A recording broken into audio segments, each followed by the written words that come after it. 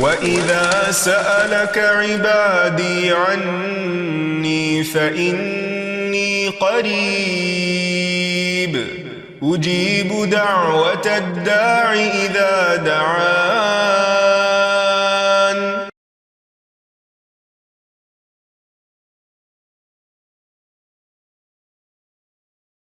نحمده ونصلي على رسوله الكريم اما بعد فاعوذ بالله من الشيطان الرجيم بسم الله الرحمن الرحيم رب اشرح لي صدري ويسر لي امري واحلل عقدة من لساني يفقهوا قولي. السلام علیکم ورحمۃ اللہ وبرکاتہ. ناظرین، پروگرام دعا کیجیے کے ساتھ آپ کی خدمت میں حاضر ہیں. آج ہم انشاءاللہ بری موت سے بچنے کی دعاؤں کے موضوع پر آپ سے گفتگو کریں گے. موت ایک حقیقت ہے، اٹل حقیقت، جس سے کسی کو بھی فرار نہیں. اللہ تعالیٰ فرماتے ہیں قُل لَن يَنفَعَكُمُ الْفِرَارُ إِن فَرَرْتُم مِّنَ الْمَوْتِ. آپ کہہ دیجئے کہ تمہیں موت سے بھاگنا، موت سے فرار ہرگز فائدہ نہ دے گا اگر تم بھاگنا بھی چاہو. کوئی انسان کہیں پر بھی چلا جائے، موت اس کے پیچھے پیچھے ہے، اور موت انسانی زندگی کے خاتمے کا نام ہے.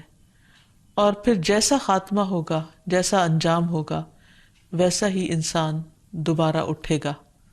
اس لیے بہت ضروری ہے کہ انسان اس بات کا حریص ہو کہ اس کا انجام اچھا ہو، ایمان پر ہو، ایمان کی سلامتی کے ساتھ ہو، اور دنیا میں سے جب وہ جائے تو ایک اچھی زندگی اور ایک اچھے اعمال نامے کے ساتھ اور اچھی یادیں لے کر جائے، اور بعد والوں کے لیے بھی اچھا ذکر خیر چھوڑ کر جائے. اس لیے بہت ضروری ہے کہ ہم وہ دعائیں بھی جانیں اور عملی طریقے بھی کہ جن سے ہمارا خاتمہ اچھا ہو.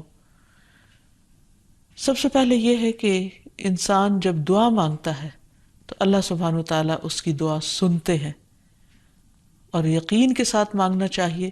جیسے کہ بدر کے میدان میں اہل ایمان نے دعائیں کی تھیں تو اللہ سبحانہ وتعالیٰ نے ان کی فریادیں سن لی.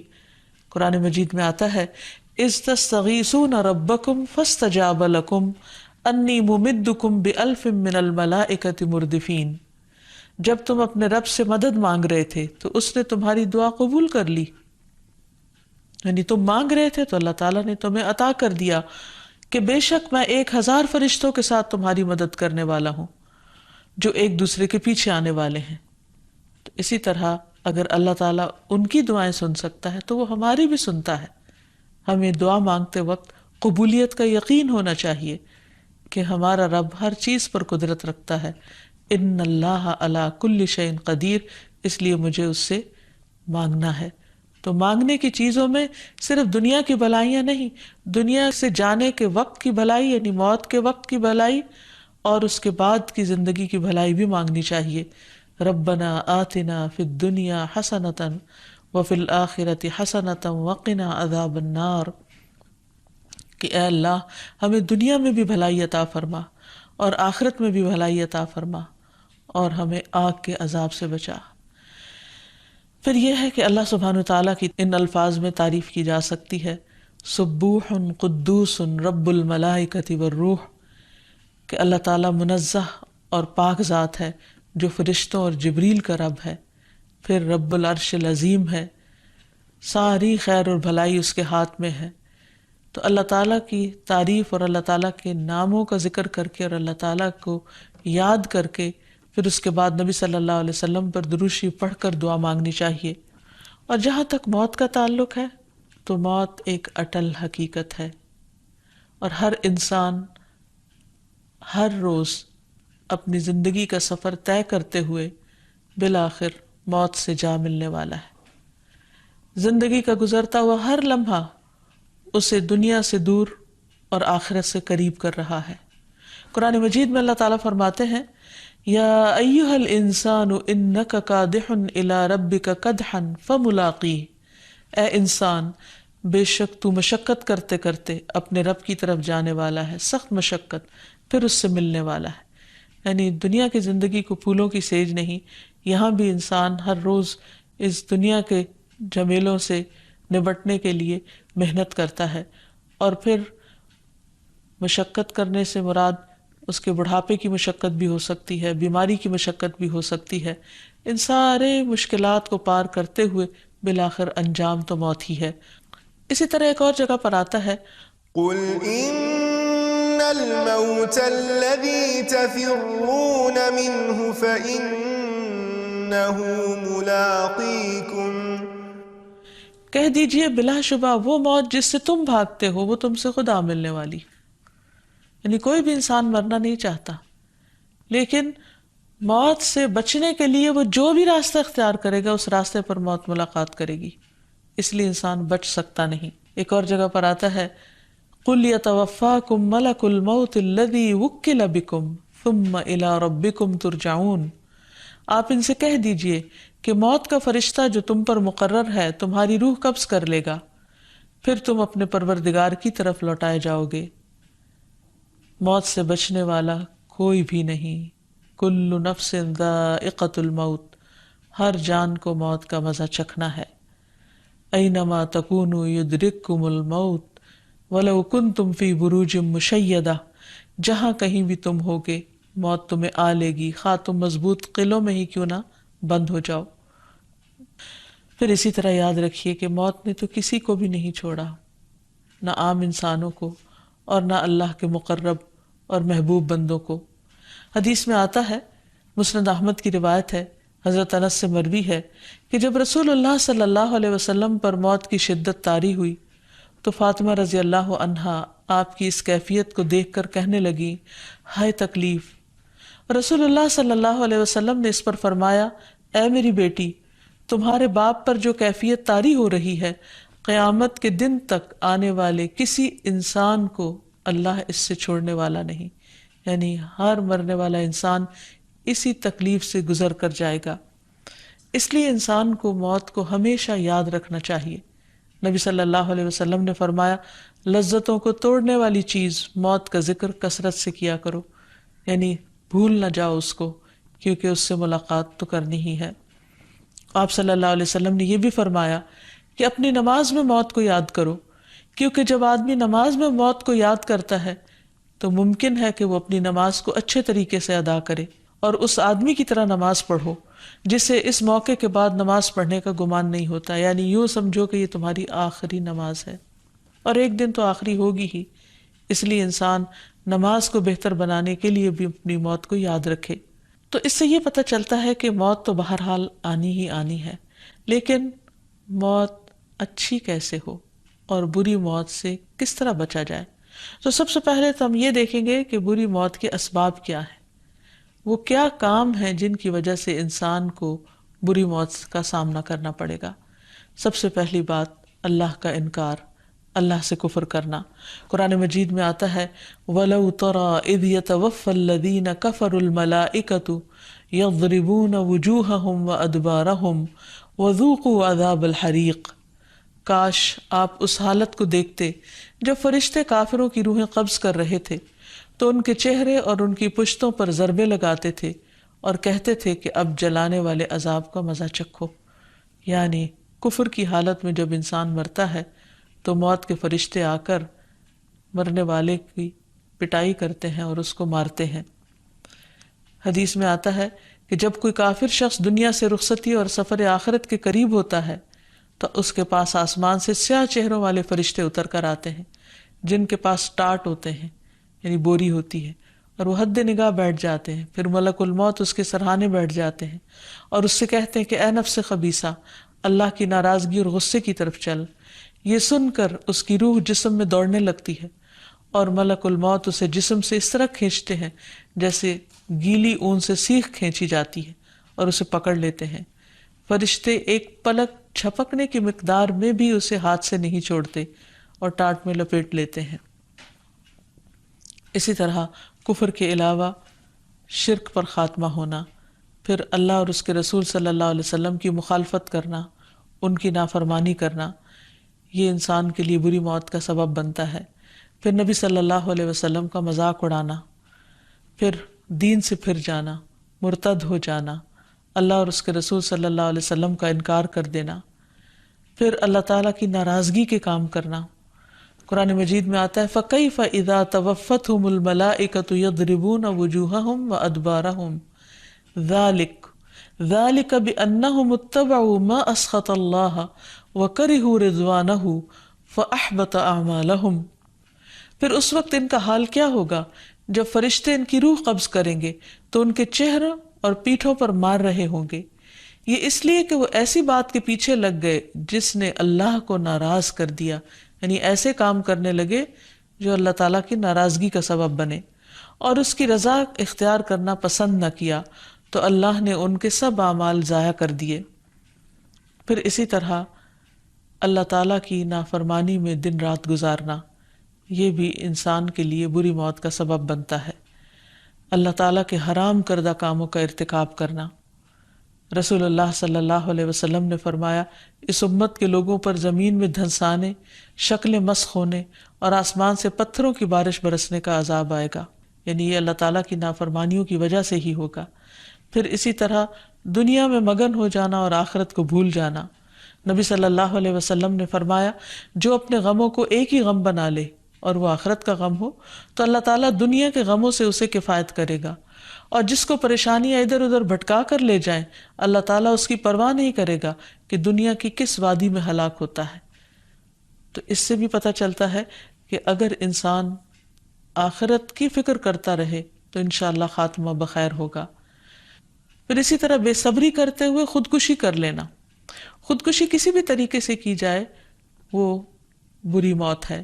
رسول اللہ صلی اللہ علیہ وسلم نے فرمایا پہلے زمانے میں ایک شخص کے ہاتھ میں زخم ہو گیا تھا اور اسے اس سے بڑی تکلیف تھی، آخر اس نے چھری سے اپنا ہاتھ کاٹ لیا. نتیجہ یہ ہوا کہ خون زیادہ بہہ گیا اور وہ اسی سے مر گیا. تو اللہ تعالیٰ نے فرمایا کہ میرے بندے نے خود میرے پاس آنے میں جلدی کی، اس لیے میں نے بھی جنت کو اس کے لیے حرام کر دیا. پھر اسی طرح کسی پہ جھوٹا الزام لگانا.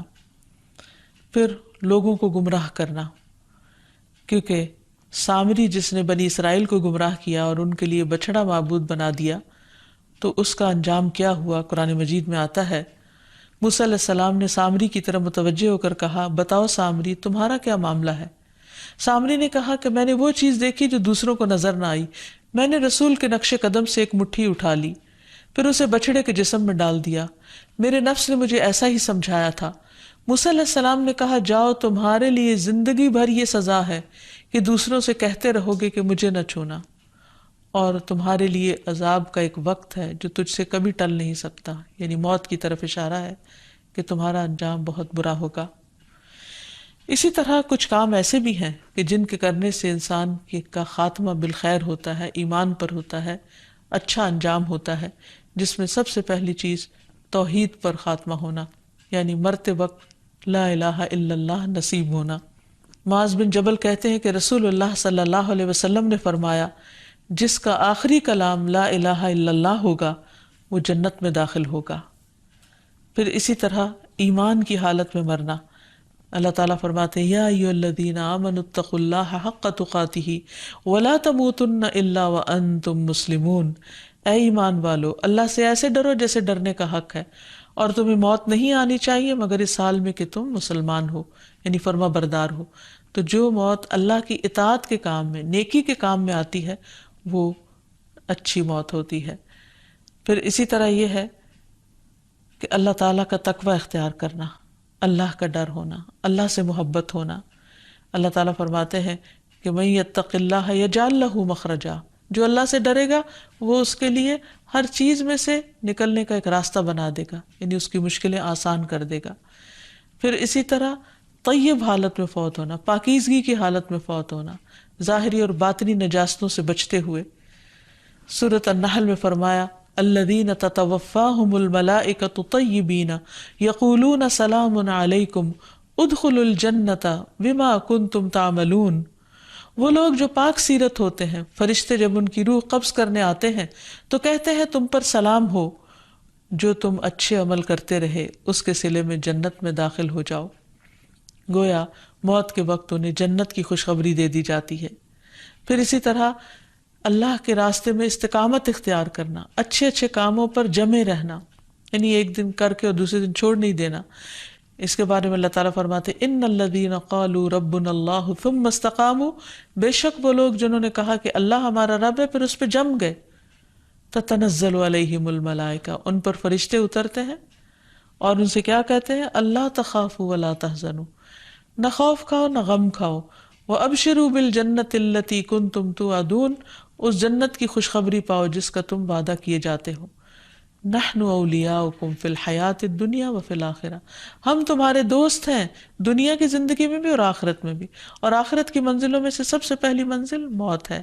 تو گویا اس وقت جو فرشتے آئیں گے وہ ان کے دوست ہوں گے اور اچھی شکل میں آئیں گے، جیسے کہ حدیث میں اس کی تفسیر ملتی ہے، بندہ مومن جب دنیا سے رخصت ہوتا ہے اور آخرت کی طرف جا رہا ہوتا ہے تو اس کی طرف آسمان سے روشن چہروں والے فرشتے آتے ہیں، اور گویا کہ ان کے چہرے سورج کی طرح ہوں، ان کے پاس جنت کا کفن اور جنت کی حنوط ہوتی ہے، یعنی خوشبو ہوتی ہے، اور پھر ملک الموت اس کے سرہانے بیٹھ کے کہتے ہیں اے نفس مطمئنہ، اپنے رب کی مغفرت اور خوشنودی کی طرف چلو، چنانچہ اس کی روح اس طرح بہہ کر نکل جاتی ہے جیسے مشکیزے کے منہ سے پانی کا قطرہ بہہ کے نکل جاتا ہے، یعنی آسانی سے اس کی موت آتی ہے۔ پھر اسی طرح قرآن مجید سے تعلق قائم رکھنا، آپ صلی اللہ علیہ وسلم نے فرمایا جو شخص قرآن پڑھتا ہے وہ ارذل العمر کی طرف نہیں لوٹایا جاتا، یعنی خاتمہ بخیر ہوتا ہے۔ پھر اسی طرح موت سے پہلے ہدایت مل جانا، یہ بھی انسان کی خوش قسمتی کی علامت ہے۔ پھر مرنے سے پہلے نیک کاموں کی توفیق ہو جانا، یعنی ایک شخص ساری زندگی برے کام کرتا ہے لیکن پھر ایسی سچی توبہ کرتا ہے کہ مرنے سے پہلے کی زندگی اس کی ساری اچھائیوں میں گزرتی ہے اور ایمان پر اس کا خاتمہ ہوتا ہے اور اس کو توبہ نصیب ہو جاتی ہے۔ تو یہ بہت ہی خوش قسمتی کی بات ہے، جیسے 99 لوگوں کے قاتل کو توبہ نصیب ہو گئی تھی۔ پھر اسی طرح نیک عمل پہ خاتمہ ہونا، جیسے نماز کی حالت میں فوت ہونا یا روزے کی حالت میں یا حج کرتے ہوئے یا اور اسی طرح کوئی اچھے کام کرتے ہوئے انسان کی زندگی کا خاتمہ ہونا۔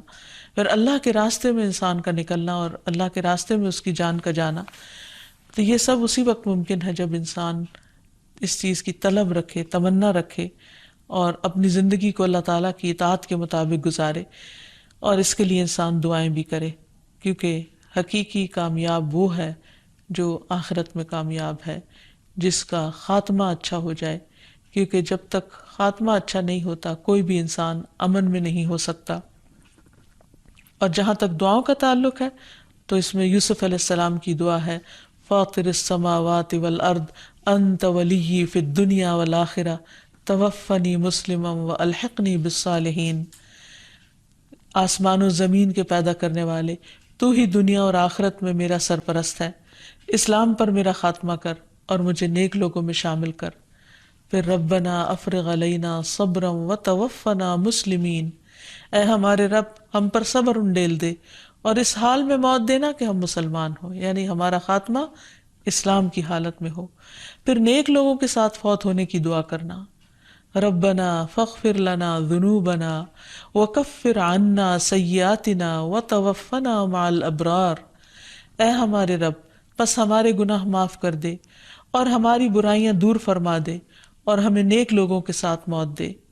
پھر اسی طرح نیک لوگوں کے ساتھ ملنے کی تمنا کرنا کہ رب ہب لی حکما والحقنی بالصالحین۔ پھر اللہم توفنا مسلمین واحینا مسلمین والحقنا بالصالحین غیر خزایا ولا مفتونین، اے اللہ ہمیں حالت اسلام میں موت عطا فرما، حالت اسلام میں زندہ رکھ اور نیک لوگوں میں شامل فرما کہ ہم رسوا نہ ہوں اور نہ ہی کسی فتنے کا شکار ہوں۔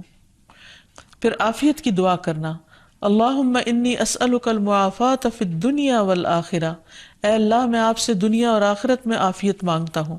پھر موت کے وقت راحت کی دعا کرنا، رسول اللہ صلی اللہ علیہ وسلم یہ دعا مانگا کرتے تھے، اللہم اصلح لی دینی الذی هو عصمت امری واصلح لی دنیای التی فیہا معاشی واصلح لی آخرتی التی فیہا معادی واجعل الحیاة زیادة لی فی کل خیر واجعل الموت راحة لی من کل شر۔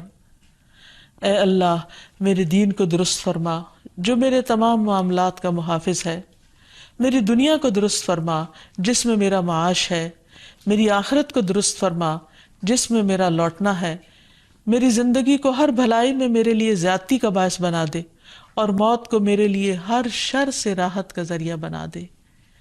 اور پھر یہ کہ رسول اللہ صلی اللہ علیہ وسلم نماز کے آخر میں یہ دعا بھی پڑھا کرتے تھے سلام سے پہلے، اللہم انی اعوذ بک من الجبن واعوذ بک من ان ارد الی ارذل العمر واعوذ بک من فتنۃ الدنیا واعوذ بک من عذاب القبر۔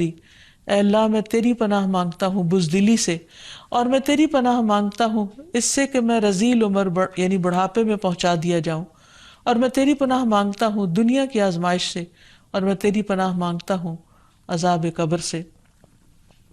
اسی طرح رسول اللہ صلی اللہ علیہ وسلم موت کے وقت شیطان کے غلبے اور شیطان کے بہکاوے سے بھی پناہ مانگا کرتے تھے۔ دعا ہے، اللہم انی اعوذ بک من الہدم واعوذ بک من التردی واعوذ بک من الغرق والحرق والہرم واعوذ بک ان یتخبطنی الشیطان عند الموت واعوذ بک ان اموت فی سبیلک مدبرا واعوذ بک ان اموت لدیغا۔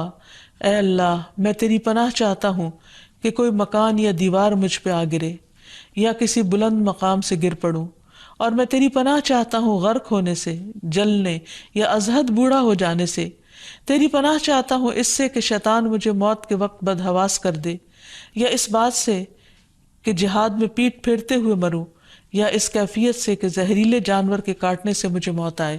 یعنی مختلف طریقے کی جو شر ہیں ان سے بچنے کی دعا بھی کی گئی۔ اللہ تعالیٰ سے دعا ہے کہ وہ ہمیں اچھی موت عطا کرے، کیونکہ موت ایسی چیز ہے جس سے کوئی بھی فرار حاصل نہیں کر سکتا، لہٰذا اس کا مقابلہ کرنے کے لیے انسان ہمیشہ اچھے اعمال کے ساتھ ساتھ اچھی دعائیں بھی کرتا رہے۔